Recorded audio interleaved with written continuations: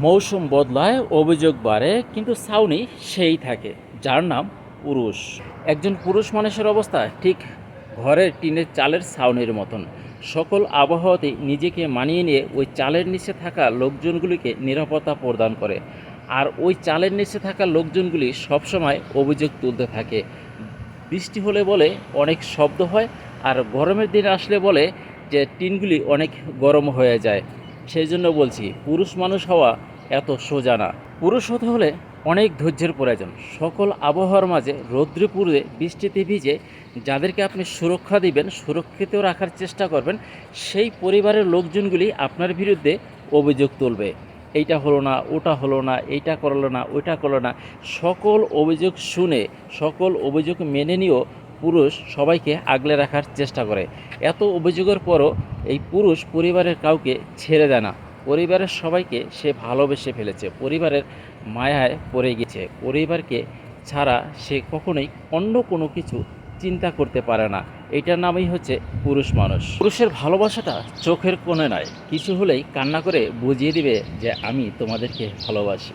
পুরুষের ভালোবাসার গভীরতাটা অনেক বেশি। পুরুষের ভালোবাসা বুঝতে হলে সেই রকম একটি মন থাকতে হয়। সেই রকম মন হয়তো সবার থাকে না। যাদের সেই রকমের মন আছে তারা হয়তো বুঝতে পারে। একটু চিন্তা করে দেখুন তো, এই যে ঈদ যায়, বিভিন্ন অনুষ্ঠান যায়, এই পুরুষ কত কষ্ট করে, পরিশ্রম করে পরিবারের সকলের চাহিদা মেটানোর চেষ্টা করে।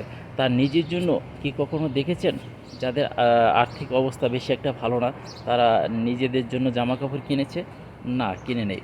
অথচ সে সারাদিন পরিশ্রম করে যেই টাকা ইনকাম করে সেইটা দিয়ে সে চেষ্টা করে পরিবারের সকলের মুখে হাসি ফোটানোর জন্য। ঈদের সময় তার প্রত্যেকটি সন্তান বা পরিবারের সকলের জন্য সে চেষ্টা করে ভালো একটি জামা কিনে দেওয়ার জন্য।